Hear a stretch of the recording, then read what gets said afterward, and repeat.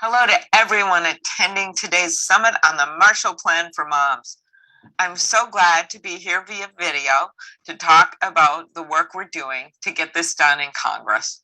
I want to thank Abigail Seidner, who's the executive director, of course, of the Birnbaum Women's Leadership Network, Melissa Murray, faculty director of the Birnbaum Women's Leadership Network, and Reshma Sajani, founder and creator of Girls Who Code and the Marshall Plan for Moms. Over the past year and a half, the strength and determination of our nation's moms have carried our America through this pandemic.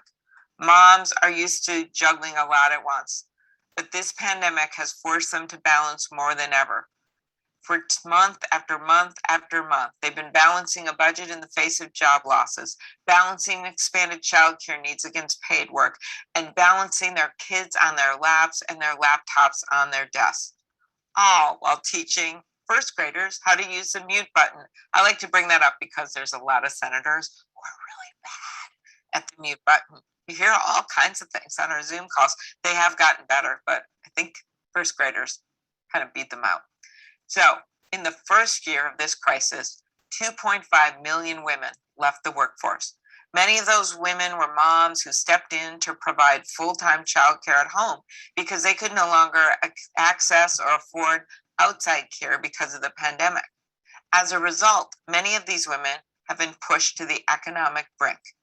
If we want to rebuild our economy and win back the gains moms have made in the workforce, we need comprehensive paid leave. We need to rebuild and stabilize the childcare industry, and we need expanded benefits for families raising children. That's why I'm fighting for a Marshall Plan for Moms. In Congress, we took some big steps earlier this year when we provided major support for the childcare sector and increased the child tax credit as part of the federal leave package, also known as the American Rescue Plan. I know that because I was here till 4 a.m. one night voting to get that done. But more must be done. We have to make that expanded child tax credit permanent. And America's moms need to be able to count on paid leave so they can be there for their kids without having to forego income or even lose their jobs entirely. We know so many moms are in the middle taking care of their kids, taking care of their aging parents. That's why we call this the sandwich generation. And we know this policy isn't just for moms, it's for dads too. In fact, my chief of staff just came back from paternity leave. If we want dads to be able to contribute to the care of their children at home, we need to make sure they have the ability to take time off from work to do so. And finally, in order to rebuild our economy, we need to make a serious investment in childcare. Without access to affordable childcare, many parents simply won't be able to go back to work. Many of the provisions outlined in the Marshall Plan for Moms, like universal paid and family medical leave and major investments in education and childcare, have momentum right now. But if we want to get them signed into law as part of this effort of the Building Back Better agenda, we need to show just how much support they have. So reach out to your friends, your neighbors, and yes, your elected officials, and tell them why this is so important. And I'm going to keep leading efforts to get these priorities into that Build Back Better bill that we are debating right now in the Senate. Enjoy the rest of the symposium. You deserve it, and I need your help.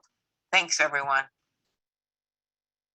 Hi, everybody. I think we're about to start panel 3. I'm Jennifer Weiss-Wolf. I'm the Women in Democracy Fellow and an executive leader here at the Brennan Center for Justice, which is proudly affiliated with NY School of Law. And we're going to launch into panel 3 after a really exciting and powerful morning. And we're ready to round out now the symposium today with a discussion with some really, truly inspirational leaders from all corners of the private sector and philanthropy who are committed in their own lives to taking action on core issues of the Marshall Plan for Moms, care infrastructure, the workplace, gender and racial and equity impacts. And I guess beyond legislation and public intervention, we're here today to talk about the role of private actors in the private sector in implementing the necessary initiatives to build back better. Each of our panelists are going to be able to speak to concrete examples, they've employed themselves to advance equity, that their own members or employees or grantees have needed or raised for them, and what's motivated and even surprised them over the last 18 months in life in the pandemic. I have to say that I've actually really enjoyed getting to hear from them and meet them as we prepared for today. So I'm very excited to turn the mic over. I'm going to share some quick highlights from their very impressive bios just to introduce and set each of them up on the panel today, starting with Bernard Coleman, who is Chief Diversity and Engagement Officer at the HR tech company Gusto. He was also Uber's global head of diversity and inclusion and the Chief Diversity and HR Officer for Hillary Clinton's presidential campaign, which quite interestingly was the first ever presidential campaign to have that role. Next is Sarita Gupta, who is director of the Ford Foundation's Future of Work and Workers program. And Sarita has decades of experience in workplace organizing and innovating policy solutions. And among the roles she's held over the course of her career are also executive director for Jobs with Justice and co-director of Caring Across Generations. Third, we have Dee Poku, who is the founder and CEO of the We Suite, a membership community and platform for women leaders. In addition to providing their own members with the community and tools for success, her organization supports leading brands and corporations with culture building and diversity initiatives. She's attracted quite an A-list list of leaders to her global gatherings. I urge you to check out her website. And among the many projects she's founded are Black Women Raise to increase access to capital for Black female founders. And she also has held numerous senior marketing roles at major brands and Hollywood studios. And finally, Gary Barker, who is a leading voice in engaging men and boys, crucially, in advancing gender equality and positive masculinities. He's the CEO and founder of Promundo, which has over 40 countries in its network over the past 2 decades. And he's also co-founder of Men Care, a global campaign working worldwide to promote men's involvement as caregivers, and the co-founder of Men Engage, which is a global alliance of more than 700 NGOs. So I'm going to start by asking each of them to actually expound upon their career highlights, the lived experiences and inspiration behind these impressive bios, and to share why that's led them to see the current moment we've been in, not just as the crisis that it is, but also a real distinct opportunity and crossroads for us now for the kinds of change they've been working towards their entire lives and their leadership roles. So maybe in the order of introduction, why don't we start with Bernard? Thanks, Jennifer. I'm glad to be here with everybody today. Again, Bernard Coleman, Chief Diversity and Engagement Officer at Gusto, and Gusto helps empower a better life for our small businesses and medium-sized businesses across the United States. And the reason that work's so important to me, before I got to Gusto, the larger body of my work was in politics. And so I think everything I've done has always been people-centric and trying to make sure that I could, at scale, maximize my effectiveness of trying to help. So I worked at places like the Democratic Congressional Campaign Committee and the Democratic National Committee and Hillary Clinton's campaign. But I think the driver behind that always was, how can I help at scale? And then going from Uber to Gusto, it's always been in the people-centric work. So I think at its core, it's people, how you engage with them, how they experience life, and how I can be impactful and helpful in that process has been my driver. It wasn't by design, but it worked out that way, and it's been very meaningful. So thanks, and glad to be here with everybody. Then next, why don't we take it to Sarita? Sure. Hi, Jen. Thank you so much for inviting me. I'm so glad to be able to take part in this symposium with my fellow panelists. So again, I'm Sarita Gupta. I'm the director of the Future of Workers program at the Ford Foundation. And my program is focused on ensuring that all workers, regardless of their status, have equal rights to labor protections, and that social protections are guaranteed to all, and that workers are shaping the policies and economic systems that are affecting their lives. We've actually been focusing on modernizing the social contract and labor policy, which is where this conversation about care policies, practices, and norms comes into play. As a grant maker, we've supported advocacy efforts to make Care Jobs, Good Jobs, and we've supported efforts to advance care policies like paid family medical leave and long-term care, disability justice, and workforce issues. So on a personal note, like I came to philanthropy with over 20 years of organizing and advocacy, as Jen mentioned, on workers' rights and care issues. So I feel really at home at the symposium. I've worked on efforts to strengthen the home care workforce, and I co-founded Caring Across Generations, which is an effort that has been building and nurturing a national movement of families and caregivers, people with disabilities, and aging Americans working to transform the way we care in this country so that families have options to ensure that they and their loved ones can age with dignity. And it's in that capacity that I really spent time learning and thinking about policy designs and culture shifts that speak to how we create more affordable and accessible options. And so on a very personal note, the issues of care and caregiving are incredibly important to me, as I am, as Senator Klobuchar just said, I am a sandwich generation caregiver to a father with Alzheimer's and an 11-year-old daughter. And so for the last 9 years, I've been managing care needs on both ends of the spectrum, from childcare to elder care, while working full time.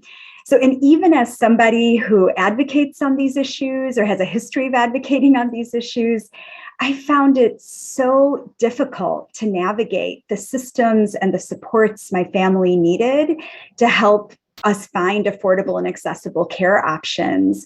And I kept asking myself, why is this so hard? It shouldn't be so hard. And this question is one that I think many more people are asking themselves today, especially given the pandemic. And so I'll just close by saying, I think the pandemic has certainly caused all of us to recognize the importance of care and caregiving in our lives. And it's really changed the public conversation.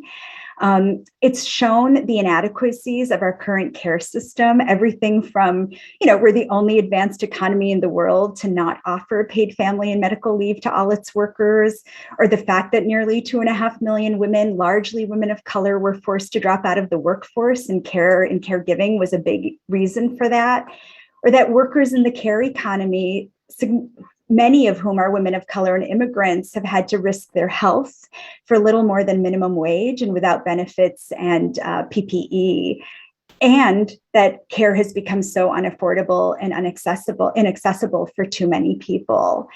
Having said that, we are in this extraordinary moment. I came into this work through the lens of home care workforce and elder care issues, and I always knew we would not make the change we need to make unless more people, so more families, more employers, more policymakers, could see the importance of care across the life spectrum.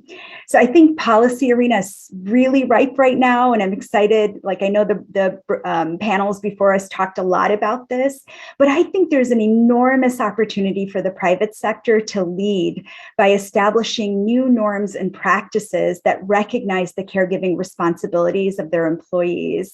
And I'm really inspired by how advocates are bridging across what have been siloed parts of the care conversation, from childcare to paid family medical leave, disability justice, workers, and elder care. And I think I'm inspired because as part of philanthropy, we have definitely seen motion across philanthropy right now about ways to align and grow the funding support to the care movement. And so Ford has joined with other foundations to launch the Care for All with Respect and Equity Fund, which is a $50 million pooled fund to support a broad-based movement for care. And I'm happy to talk more about that as we get into the discussion, but I think it's an extraordinary moment that we find ourselves in. Thank you so much. I definitely want to ask more about what Ford's priorities there, so we will circle back to that. Dee, why don't you take it up next? Sure. I'm really glad to be here. I'm Dee Poku. I wanted to start actually by congratulating Reshma Saujani on launching a Marshall Plan for Moms, not just for recognizing the invisible work that women perform every day, but demanding that we be fairly compensated for it, which I think is sort of, fresh and important thinking around this issue. So thank you, Reshma. I think, what's been happening over the last 18 months has sort of resonated for me, on a very sort of deep and personal level, both in the present, but also sort of, in the past in my career. As mentioned, I spent my career, most of my career in the entertainment industry. I worked for movie studios such as Paramount and Universal. My role was overseeing international marketing campaigns for movies. So I was, often traveling around the world, and it was great work. I loved what I did. But ultimately, it was sort of untenable for me to have the personal life I wanted, to have the relationships I wanted, to be the mother I wanted, and to compete at the highest levels and do my job with that schedule, with the sort of demands of that job. And so I took the decision to become an entrepreneur. And it's a decision that millions of women around the world make every day. It's like a forced choice between staying in the corporate sector and leaving to be able to sort of create, a work day and a balance that sort of truly sort of supports our lives. And so, when the pandemic hit in March 2020, my world was turned upside down yet again. And so it was a sort of familiar sort of place to be in. So when I left the film industry, I wanted to really solve the problem that I was seeing. And so I created the We Suite. It's a membership community for women in leadership positions. Reshma is actually, also a member. Our focus is really on providing a space for women in business, for entrepreneurs, for executives to support one another's careers in a very tangible way. I've had lots of sympathy and kind words said to me through my career, but that doesn't get me into the C-suite, and that does not help me build a successful business. It's all about the relationships you build. It's about people sort of advocating for you. It's about writing checks. So it's really about the sort of transaction piece, and that's really, I would say, the sort of key difference, with the We Suite and what we're sort of trying to build amongst our members. When the pandemic hit, I was not only sort of living the nightmare, but hearing the nightmare from my members on a daily basis. They were executives who were running teams, having to figure out how to pivot during a pandemic, how to keep their businesses afloat during a pandemic.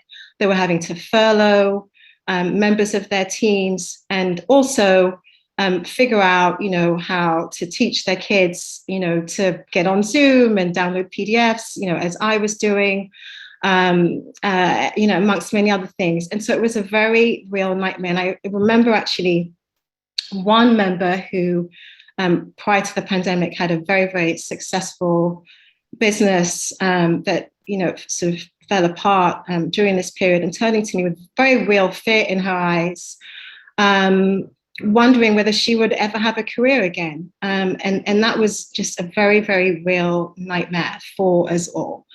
And so I think that I'm glad that with the We Suite, we were able to sort of provide that space, that third space between the sort of the office and your friendships, but a space where you had that community, but also had women who, very sort of really understood on a real level what you were going through, to be vulnerable.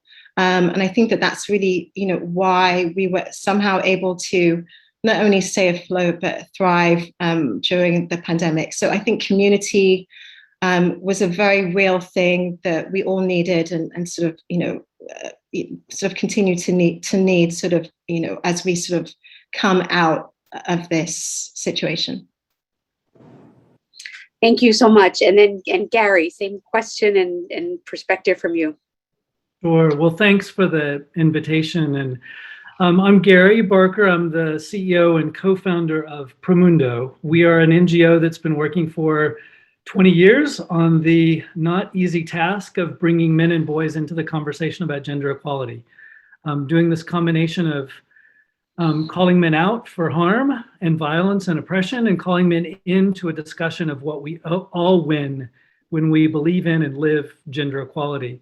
I get asked a lot, or whether that's at a cocktail party or wherever, how did you get into the space of being a male ally? And my easy response is I had no choice. It made so much sense to me. My father is a social worker. I'm the brother of adopted and foster siblings. I trained as a developmental psychologist looking at vulnerable children and youth. I started my career moving to Brazil and was doing a study with UNICEF on girls who were being sexually exploited. And early into that study, I said, we kind of know the trajectories of girls in this situation. Why aren't we talking to the men? To me, the issue was a problem of men paying for sex, exploiting underage girls. And I asked that question in a very annoying way until we got some attention around it. And at the same time, had the chance to work with some amazing women's rights activists, feminists in Brazil, in an interesting time in Brazil's political history, who said, when are men going to do their part for gender equality? We've been cleaning up your mess for you in many ways for so long. What do men have to do in this? And that was a question asked to me and some other colleagues for a long time that led us to create this organization called Promundo. We do a mixture of program work, research, advocacy on how do we bring men into gender equality. Violence prevention and the inequality around care work are big pieces of that. I got another wake-up call about this work when my partner and I moved to Chicago when I was working on my PhD. She is from Brazil. She was our breadwinner. And we decided to have a child, what one does during long winters in Chicago. And she had a short leave from her job. And she said, you know, in Brazil, we have 5 months paid maternity leave, fully paid maternity leave. You've brought me to this backwards country that has no paid leave. What are we going to do? So I was a part-time stay-at-home dad for the first year of our daughter's life with other help, of course, and a humbling, necessary, terrifying experience of what it's like. And I had all the privileges of having some income support for my PhD and a partner with a advanced degree who could sustain us.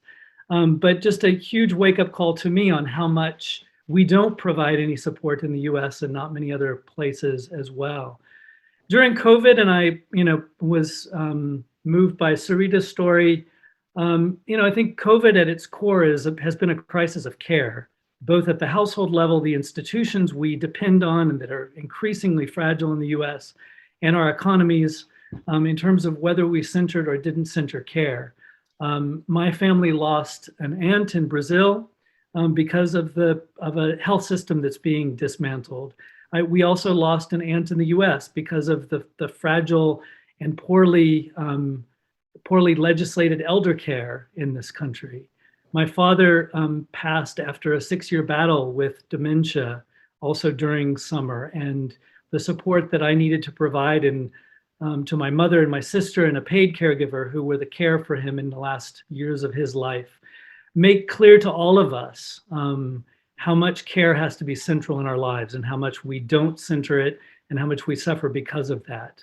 And I think we've got the additional wake-up call that's happened during COVID, which is intersectionality is no longer a buzzword. Me Too has made clear how far we have not come to protect women's lives in terms of harassment and violence. The noise around with that Black Lives Matter has been doing far before George Floyd's murder.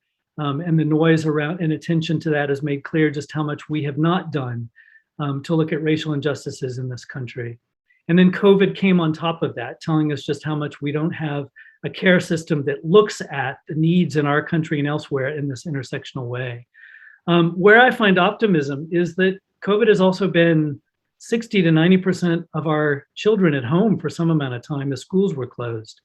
And I think men around the world have had this kind of enforced paternity leave of having to be at home because of lockdowns. And I've heard more conversation about it, I think more awareness about it, and more men nudged to do more hands-on work, even though women have still shouldered the lion's share of it. But I do believe that a lot more men are seeing what it means to take on the care work. And so one of Promundo's goals is precisely that. How do we get men to see care as our work too?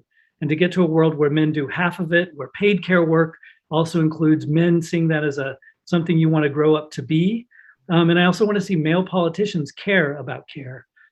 So that's the positive note I take in this. Thanks. Thank you. And thank you, all of you, that just hearing sort of your professional and personal intersections, I think is really inspiring. And that's kind of where I think our conversation is going to end up turning to. But I'm going to go back to something that Bernard had remarked on when we had our first call together earlier this week. And you used the phrase that we got to see the myriad ways that the patriarchy was inevitably going to show up during the pandemic. How mothers and caregivers, as we've all talked about, have borne the burden and the suffering, even when there's been maybe a bird's eye view that men have gotten to experience, and of course the stark racial disparity in those impacts too. So I guess I'd love to go around again. We'll go in the same order, especially since it was your quote we're starting with, Bernard, to share, I guess, not just reflect on that idea, but very specifically, from the work that you do and the vantage point you have, whether it's with your employees, whether it's with your members, whether it's with your grantees, on what it looks like to frame and then advance concrete solutions to that very inequity. Yeah, it's something I think about all the time. I have 3 daughters, 12, 8, and 2, and being at home and trying to be a caregiver or effective caregiver and trying to do your job is incredibly difficult. And I think when you look at the larger ecosystem, we're setting up one group up to fail, one group up to succeed. And the economic drivers behind leaving half of the talent on the sidelines, not being able to contribute, just seems to me, an injustice. And so when I think about it from, you always look from within and see what's going on around you. Working in the people space for all these years, you always see these inequities and the patriarchy shows up. And I'll share an anecdote from what I share with my team at work. Like, my wife works in DC, I live in California. And she was going for a work trip last week. And I was mentioning to my team, like, hey, I'm flying solo this week. I might have a lighter week. And I remarked that to my wife. She's like, I could never do that. I could never say I need to have a lighter week. And the patriarchy rewards me because I'm doing something that goes against the norm. And my wife would be punished otherwise if she were in the same position. And you see it show up all types of ways where, I think it's a mix of toxic masculinity, the patriarchy, and then people not modeling the behaviors that we hope to see if we really truly care about this. In terms of solutions in places that I've worked, Gusto and Uber, but really we leaned on our employees. We spun up parents' ERGs to kind of think about solutions. What made sense for our company? What do you need so that way we can make it a more of a supportive environment? So, expanding parental time off, not doing the primary and secondary caregivers, by saying like someone's almost lesser. Like, I'm primary, you're secondary, so you can't tend to your own kids. And I think it's about normalizing and building into your policy so that way you are better supporting your staff from an internal perspective, really investing in your employee resource groups and giving them voice, not just hearing them, but giving them voice and actually enacting things that they come up with in terms of solutions. I think you get more buy-in. You aren't pushing people out of the workforce. And I think from an external standpoint, it's supporting organizations that kind of help with that advocacy front. Because I think we talked about how do you model and mirror the right behaviors, but I think more men do need to talk about it. Not in hindsight or, now that I have kids, but like up front, seeing those disparities and seeing where my career takes off and somebody else doesn't because they have a family and I'm not somehow, it's almost like we're playing 2 different games, and that's not fair. So I think it really is incumbent upon men to role model and speak up more. And I think we talked about I look at Edelman Public Trust. People trust organizations now more than they trust the government, which I think is fascinating. So there could be an interesting private sector push to help the government to embrace more of these policies that actually support the workforce at current by making caregiving more inexpensive. Because I remember when I first became a father, I read, there was this book called Baby 411, and it said daycare on average costs $600. And I was shocked about how off that was. I was living in the DC area and I was like, I'm gonna have to get a part-time job. My wife's gonna have to get a part-time job just so we can support daycare so that way we can support our careers. And it's just, you don't know till you know, but I think if people are talking about it, beating this drum more loudly, then we could actually have real solutions instead of having the brunt of it fall on this one gender. And then, when I think about it, I know this sounds bad, but like, I don't want my daughters to experience it. I know no one should say that, but like, it has to be, what is your why? Start with your why, like make it personal. And I think that's another thing that I would encourage for the men who are on this line. Another advocate is like, if you don't have a why don't you start, make it personal in that sense? Like, you have kids, your kids are going to have kids.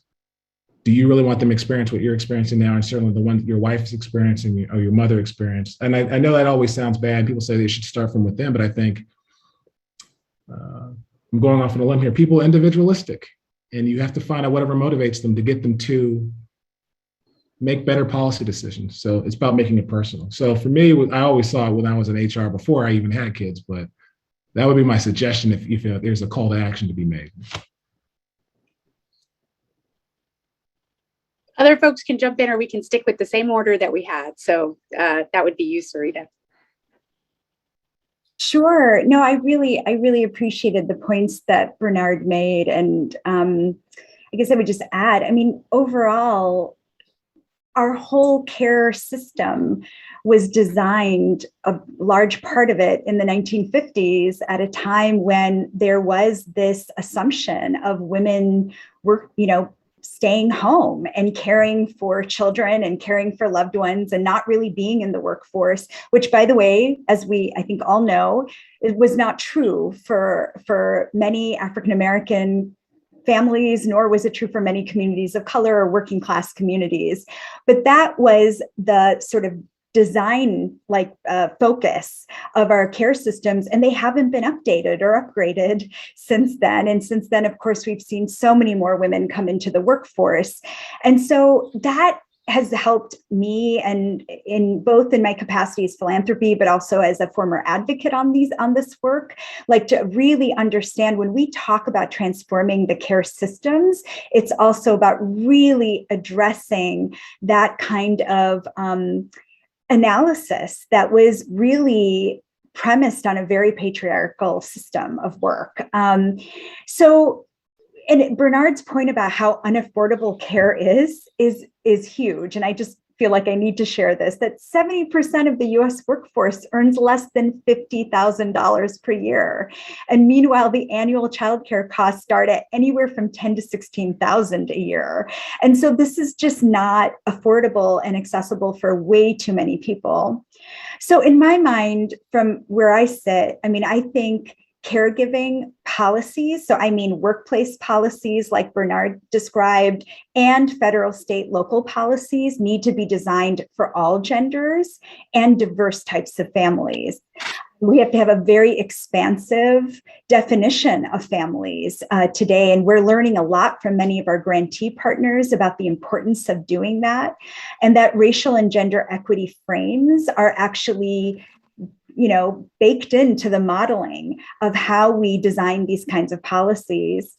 I've been really heartened in the last 18 months with the number of investors and employers we've spoken to who are asking good questions about the kinds of supports they can be giving to employees, and really pushing that conversation to say, your employees all should also be inclusive of frontline workers and contract workers and supply chains. Like, we have to be asking these questions of who has access to these kinds of care policies.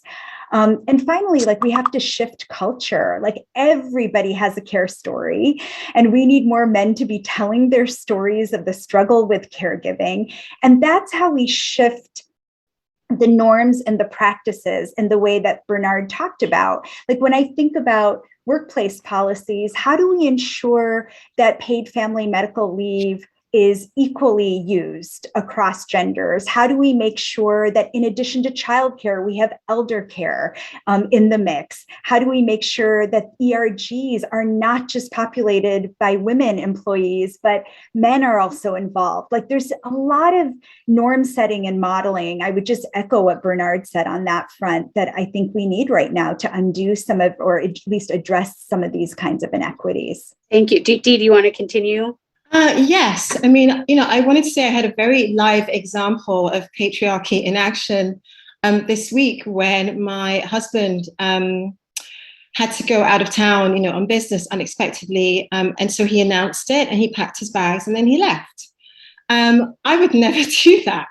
If, I have some trips coming up, and there are so many things I put in place to ensure, that our child is cared for, that, that all of this sort of, the ins and outs of like what makes our household function are taken care of before I leave town. And then I'm sort of checking in and, making sure everything's in place. So it's just, he's great, but, he just felt that was available to him. And I think that that's really what's happening on a larger scale every day in our homes, and certainly in our offices, where, as women, our time is not valued or respected. And that was really, an example of that in action. And I think that, ultimately, there are obviously, so many things that,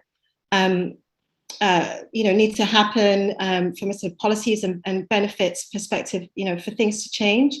But, at its essence, we're never going to sort of change this wholesale until our workplaces are really reflective of society, until, the people in the decision-making positions don't have to sort of figure out what it costs to, for childcare or try and sort of put themselves in another person's shoes, but actually are those shoes, right? And so I think that that's really, at the core of the problem.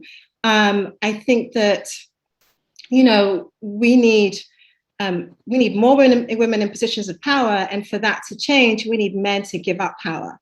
And that's the big ask is, how will you give up your power and put another woman or put another person of color in your place so that you can be really reflective of society? So for me, that's really important. I think that men should also think about who they are supporting and sponsoring and mentoring. So again, we can sort of reset, our workplaces to reflect that.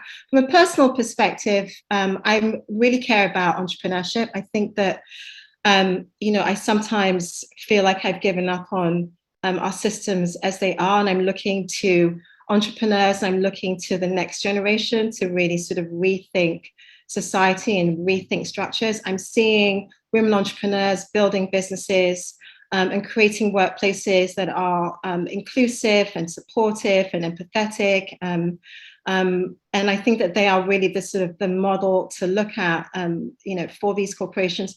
And I also, have noticed, within the WeSuite, we have an angel investing group specifically focused on investing in underrepresented founders. And there's a huge white space in innovating in the sort of care economy and how we support women. And so that's also something that, we're trying to sort of put our time and effort and dollars behind. So I'm really sort of thinking about like, what's next and looking to innovation in the next generation to create wholesale change.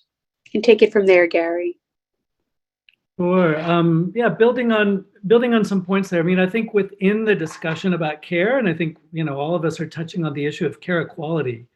I think we've got to look, this big inequality in the face and call it for what it is. Data we have from the wealthier countries in the world, including the US, if we add paid work and unpaid work time, women do on average about 50 minutes more per day compared to men. I don't get invited to, have a drink at the end of the day with a lot of male friends when I bring that point up. But I think we do have to acknowledge that if you add that up, that's about 2 weeks of Netflix binging that we get as men just for being men. The kind of the patriarchal privilege that we carry, that's a huge part of it. And it is a huge reason that women's income, women's participation in the workplace, women's participation in politics, and lots of other stuff is behind that of men. So I think we've got to talk about that. There's a huge push toward paid leave, which of course is necessary. When it's offered voluntarily in lots of corporations, we see that men don't tend to take it. When we ask men, why don't you take it? They tell us basically the same thing that women have faced for years in the workplace, which is if I take it, I won't be seen as the worker who is serious and wants to see a salary increase and all that. So I'm kind of tempted then to say, yeah, welcome to what half of humanity has been feeling for the last decades, my friend. So, I think we've got to think about the workplace culture. We've got to talk about flexible time. We've got to talk about workplaces that see us all as workers and as caregivers, whether that's for children or elderly parents, et cetera. I applaud a couple of corporations that are making leave obligatory for men, to say, we know you're having a child. We give X number of weeks. You're taking those weeks. We don't ask you if. We say, how are you going to do it? I think that's an interesting one. We contributed to the District of Columbia now has one of the most interesting leave policies in our country with no national leave policy still. It's 8 weeks for birth, adoption, multiple healthcare needs of caring for a relative. It restarts at the beginning of every year, so it's 8 weeks a year if you have one of those issues, and it doesn't cost very much. Contrary to what some employers said, it's not breaking them. It's like a 1.65% payroll tax. It is affordable, and I think the nudging starts to work. So I think that's one of the issues we need. Second is to make it a goal. We as a country, we as a world, put all kinds of goals on cutting emissions and by what percentage. I haven't seen a country that has a goal that says we believe men and boys can do 50% of the hands-on care work, and that will be half of the paid care workers as well. So one is, if we don't name it and say that we believe we can achieve it, it continues to be just men and boys should do a little bit more if we ever get around to it. So that would be a second piece, I'd say. Third is we got to start early. We start this by how we raise our sons and daughters. Daughters doing more chores, sons encouraged to go and do more stuff outside the house. We're doing a huge amount of effort to get girls into STEM, which we must continue. I want to see us try to get boys as well into caring professions. I love it when occasionally I will hear a 5-year-old boy, what do you want to be? To hear one say, I want to be a nurse, or to hear one say, I want to be a childcare worker. I think there's a huge amount of social imagination we've got to shift to make care paid, recognized, supported for everything that it is, to make it as visible a profession as anything else that we aspire to do. And I suppose the other piece that I'd see as important within there is how to, and I think the move to make care counted, to count it economically, to use it to make it paid at all levels, to make our social protection programs include care. I think it's got to be front and center, and to look at the ways that we often exclude men from those policies by assuming that men don't care. So we've got a huge amount of work to do. The policy, changing of social imagination. And I think the other piece that we found works a lot is men need spaces to talk about it, to learn it, to see other men doing it. We do parent training activities with a focus on men around the world, particularly engaging men during a pregnancy. Very important that men also kind of learn the hands-on skills for this, that we don't have the excuse of we don't know how to do this. So all of those built into the kind of national care policies that we're pushing for. I'm going to jump on the phrase you just used a couple of seconds ago, which when you said name it, because the planned question that I had was actually built on one of the comments from one of the panels this morning, the first panel this morning, about the role of public storytelling and especially social media. So I was thinking when I heard that, that I'd love for Dee to talk a little bit about the 2 Million Mentor Minutes campaign that you spearheaded. And Gary, I was thinking about you too, in terms of men speaking out and storytelling. But I think that Bernard and Sarita also have clear perspectives in their own communities too. So maybe starting with Dee on that campaign and then taking it back around. Thank you. Gary, I loved everything you said. I think in particular, I think it's so important that men speak to other men. I mean, I speak a lot, at corporations on this issue, and I'll often be sitting in a room where, you see a room of men who feel, who seem like they've been forced to be there, their eyes glazing over and their eyes are rolling. And so I just think that, the storytelling and sort of hearing that perspective from another man is so valuable, and certainly, raising our sons, and I certainly put mine to work. So, I think that under any circumstances, not in a pandemic, if you lose a job, there are sort of 3 issues at stake. One is that insecurity. Like, am I good enough? What should I do next? What do I want? There's that sense of isolation. So you're sort of out of the loop, of your industry. You're sort of losing your sort of experience and knowledge and insight on trends. And then access, if you've lost a job, the easiest way to get a new job is through your relationships and through introductions. And so when you're in a pandemic, all of those things are sort of amplified, manyfold. And so, in thinking about that and sort of living and sort of, witnessing the nightmare myself, I was really trying to think about like how I could help in the now, like what could we do that could be implemented immediately, and what do we have to give? And so, everything I do is really anchored in community. So I looked around me and, obviously, have sort of access to, men and women in positions of power, with lots of experience and with sort of some time to give.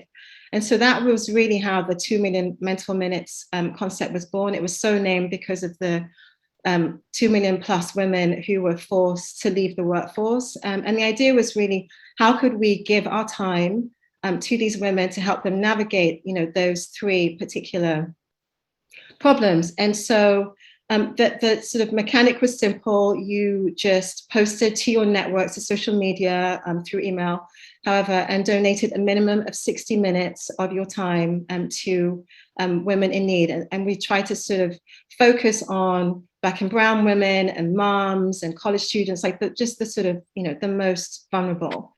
And, the response was incredible, because I think that everyone was feeling sort of helpless, wanting to do something, reading the statistics, seeing it around them, but not really knowing like what to do in the moment. And so this just felt like something sort of actionable. And so I think that's really what sort of drove the virality of it. We had some really incredible men and women who participated, from the CMO of Verizon to the, found CEO of Shake Shack to, Bobby Brown to the editor-in-chief of InStyle, and just sort of regular people, our sort of inbox and volunteer line was sort of overrun with people wanting to give their time. It was just such a sort of simple mechanic that and was so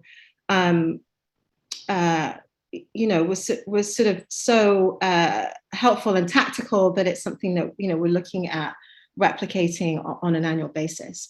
And I just really believe in the power of mentorship in this case, but sponsorship and really sort of giving sort of tangible support to those in need by making introductions and just by sort of getting them in the room. Before actually we shift over to Gary, I think we're right at the 2 o'clock hour now, and there will, I think we're going to put up the CLE information. Okay, just wanted to make sure that gets shared.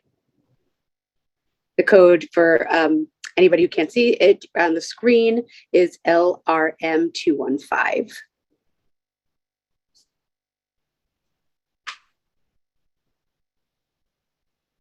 Okay, conversation continues. Maybe I'll just comment on, I do believe just how important it is to get the positive stories out there. And particularly as we think about men in care work, we don't want men to get the often unearned privilege just for walking in the room, carrying a child and looking minimally competent. We can get like a standing ovation.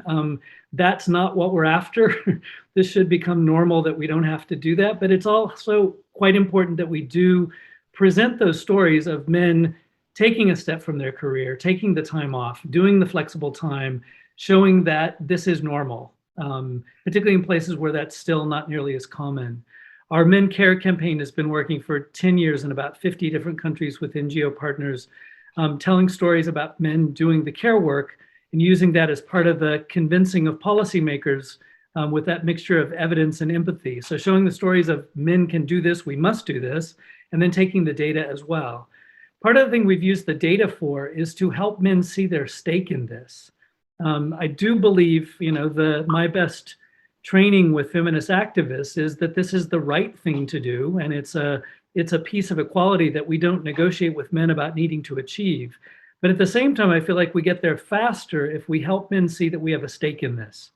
And our research and other researchers show that when men do more of the hands-on care work, we're healthier, We're happier in our lives in general. We tend to report better intimate lives. We did a survey together with the Dove Men Plus Care brand and found that when workers felt more supported in their care duties, this was even more for men, they reported that their home life and their sex lives were better. Now, that's not the only reason to do it, but I'm okay to use that for a selling point too, that our lives get better when we care better. And to help men see that that's part of, not part of, that is the essence of who we are as humans.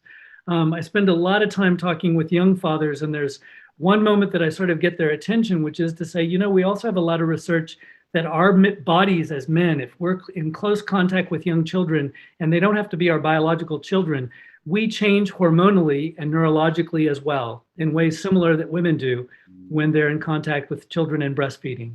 Different levels of change and all that, but it does happen that we as males we are also evolutionarily programmed to care.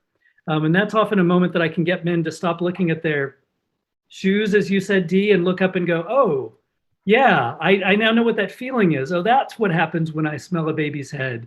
Helping men grab onto that and help men find their self-interest in a world where we share the care. I mean, I think getting those kinds of stories out there have for us been very powerful. I don't know if Bernard or Sarita want to weigh in on the messaging piece of it. And then there's a question from the audience that I want to actually direct after we do that. And I'm going to direct it to you, Sarita, but Sure. why don't you jump in here? Thank you. Yeah, I mean, I'm happy to jump in and just, I agree so much with everything that Dee and Gary have already shared. I'll just add that I think we have been paying a lot of attention in philanthropy around culture shift and what are the different ways that we're, some of our grantee partners are really shifting culture through pop culture means.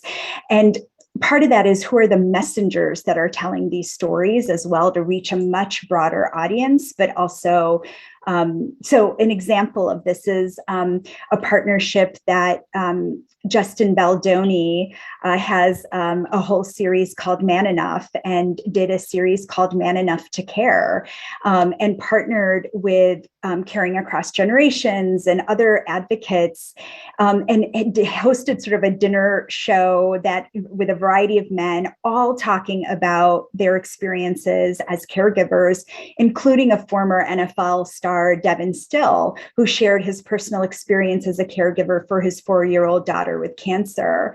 And the learning from that was how powerful and important that is. Like to have football players. So then that made me talk to Devin and want to understand more about football players and realize that professional athletes like football players retire like 30s, 40s, they actually become primary caregivers in their families. And no one talks about that. And they have these incredible stories of like dropping their kids off. There's actually like a campaign that they have many professional or former professional football players of like dropping their kids off and eating a donut. And it's like a funny social media campaign, but it's a way to actually understand that men are caregivers. And often the challenge we bump up against and what we're finding through grantee partners is people don't, both men and women, by the way, don't always identify as caregivers. Like that's not a term we use. So we have to find the ways to embody the roles and the responsibilities and the values here that allow people to make the mental connection of like, oh, right, when I do this, I am a caregiver. And therefore, these things people are talking about are actually relevant to me. And so I'm just excited about what we're seeing across sort of pop culture. That was one example and many more, but how we get creative about who messengers are, who are helping to seed a different story about the role of men and women in these roles as caregivers, I think is an important part of the ingredient. And if I could add, I think I really love the storytelling aspect. I agree with everyone. I think the stories resonate. We don't always remember facts and figures, but we remember those stories because they seem to stick with us. And as we were talking, it reminded me when I had my last daughter, I said I had a 12-year-old, 8-year-old, and we have a 2-year-old. And for my first 2 daughters, I got 2 weeks of parental leave, just 2 weeks. And then with my last kid, 18 weeks. And it was just such a difference.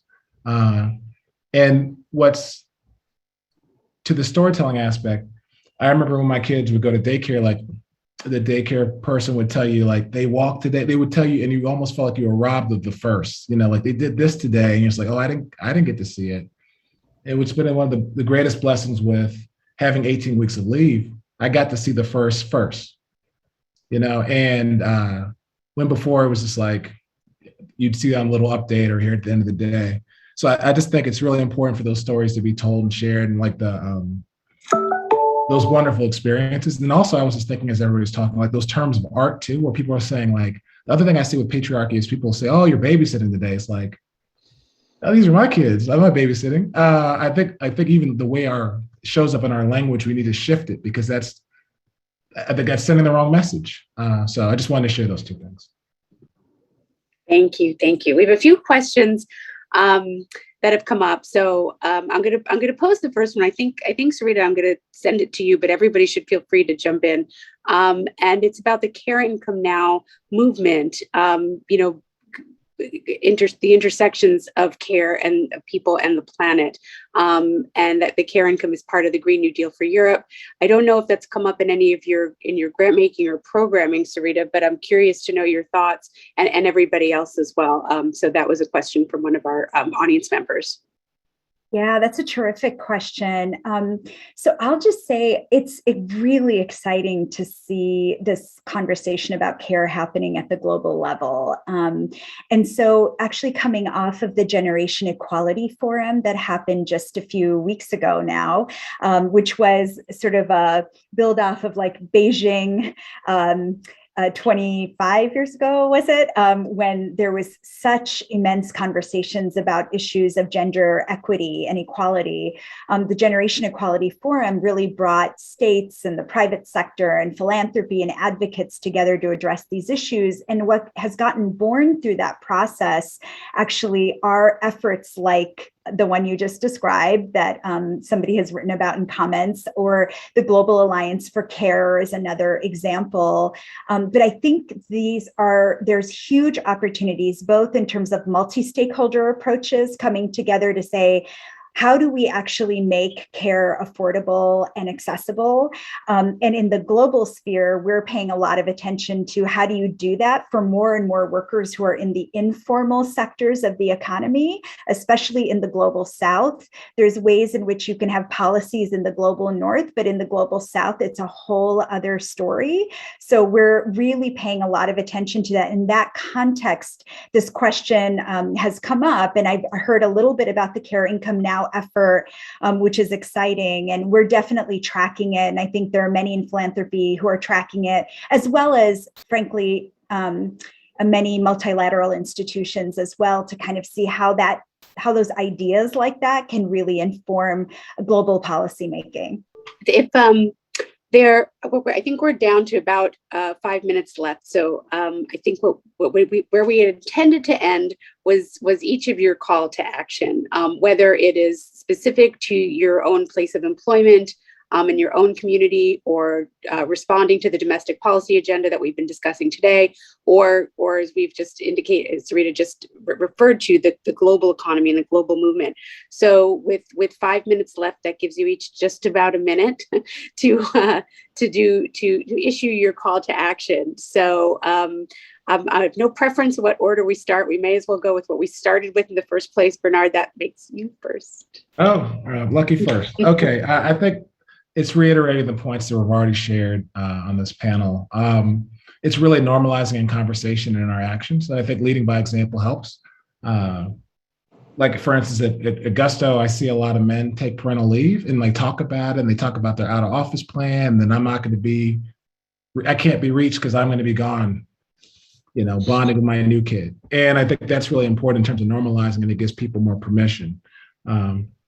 And it gives greater agency. I think secondly, it's the storytelling element. Again, I think the more of these stories we can tell and share, it encourages others, because I think otherwise you feel alone. We talked about folks feeling like, I can't do it because I want to be a star performer and get the promotion. But I think by normalizing it, it makes it safer for everybody, men and women, to take the leave they need to take to bond with their kids. I think the storytelling element is super important. And I think, we're talking about legislation.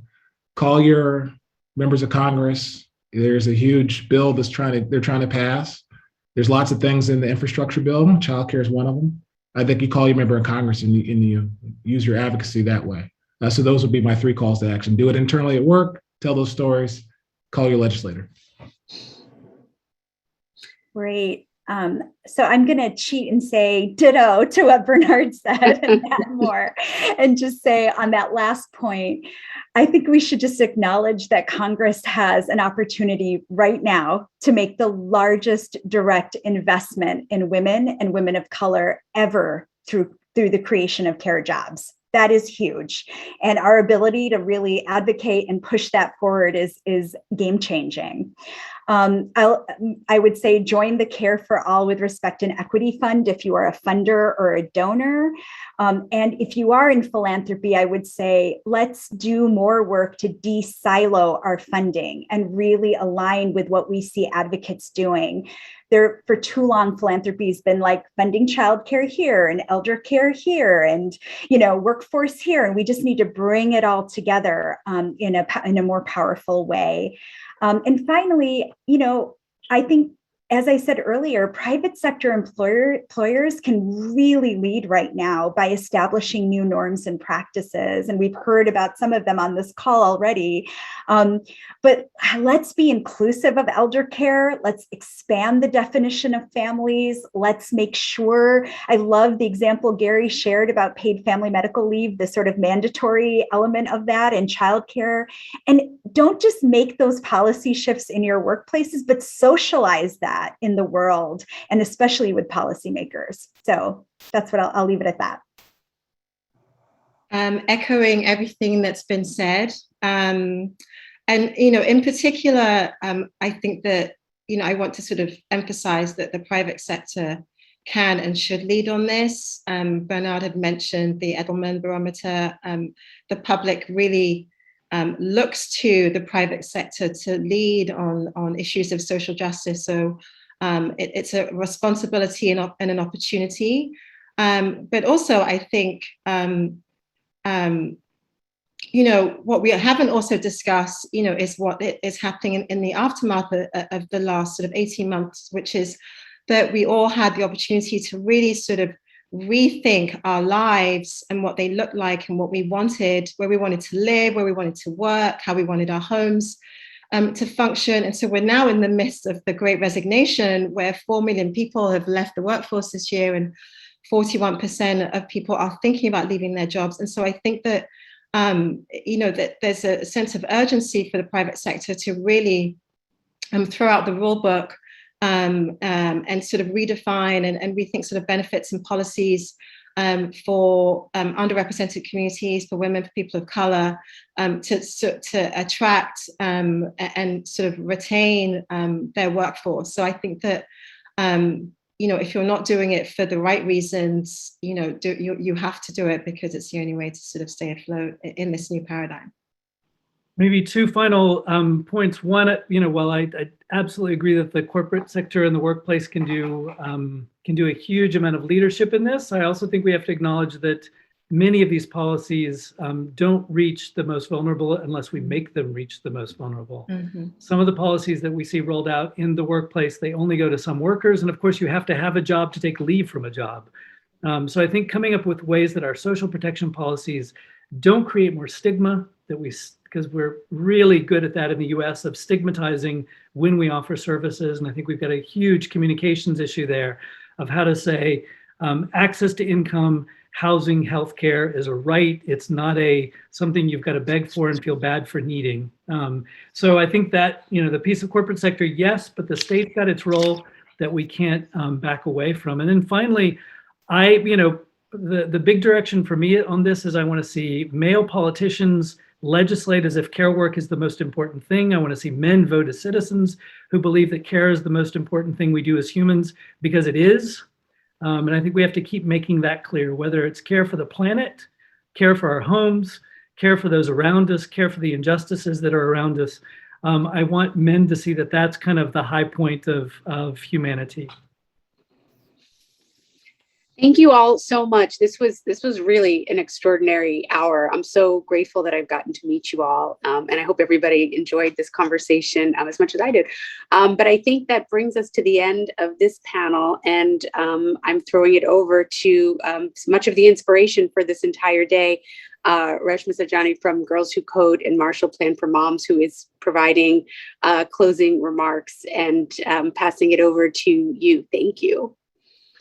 Thank you. What an incredible conversation. I just did not want it to end.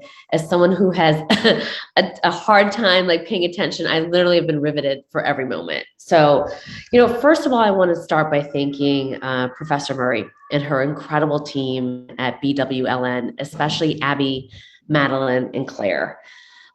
You may not know this, but Melissa and I have been making good trouble since we became friends 23 years ago at law school. And I have watched her become one of the country's most prolific legal voices. And it has been an honor to work with her. It's because of her that today was possible. And so, Melissa, I am so grateful to you and your friendship and your brilliance. I also want to thank the MPM team, especially Gloria Noel, who is simply a star. If you've ever worked with her, you know exactly what I'm talking about. But none of this would have happened without her. So today we had a groundbreaking conversation at a really critical time. My phone has just been going nuts with people texting me, feeling like what's happening in Washington is fragile. Is it going to happen? Is it not going to happen? I don't know. And we are just being left breathless, angry, and anxious. And so in many ways, that is the best time to have a conversation about a broken system that so desperately needs fixing. And I wanted to make a couple of reflections that were made today that stuck with me. The exchange between Mara and Betsy about how much money that we had spent bailing out Delta Airlines, and how that was the same amount of money that we could have spent in bailing out the childcare industry. Fatima reminded us that we cannot forget women of color, and that women of color have borne the brunt of the economic loss. She pointed out how how all of the job losses in December 2020 were job losses of women of color. And that when we're thinking about how to fix what's happening in our country, we have to center women of color in that conversation.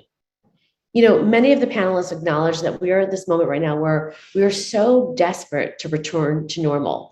Normal. It's a word I hear every single day. And before the pandemic, normal wasn't working for any of us, regardless of whether you were white, Black, rich, or poor. Low-income women have been asked, especially low-income women of color, have been asked for too long to work egregiously for low wages without basic benefits like sick leave, paid parental leave, or quality affordable childcare. My parents were one of those. They were refugees when they came to this country. And my dad couldn't afford the $50 a week for childcare. And so I was a latchkey kid since the time I was 6 years old, which is the age of my son.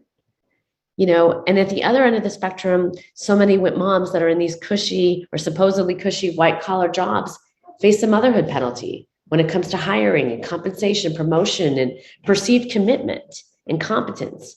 And dads, of course, enjoy a fatherhood premium, something that many of you talked about today on the last panel. In COVID, well, it's exacerbated the challenges for working women as we've shouldered the burden of virtual schooling, lost childcare arrangements, and not even speaking about the mental toll that it's taken on us.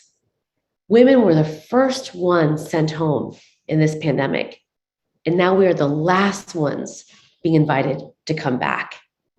And that is why any conversation that centers around returning to normal is in equal parts insulting and impossible. And to be clear, if we're going to finish the fight for gender equality, and we're going to finish it once and for all, everyone has a role to play. The private sector, government, academia, and even our family.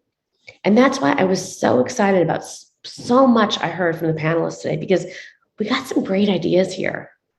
Congresswoman Mang, who is leading the charge for moms in Congress, along with Senator Klobuchar, talked about how we cannot build back better unless we build back a better care infrastructure.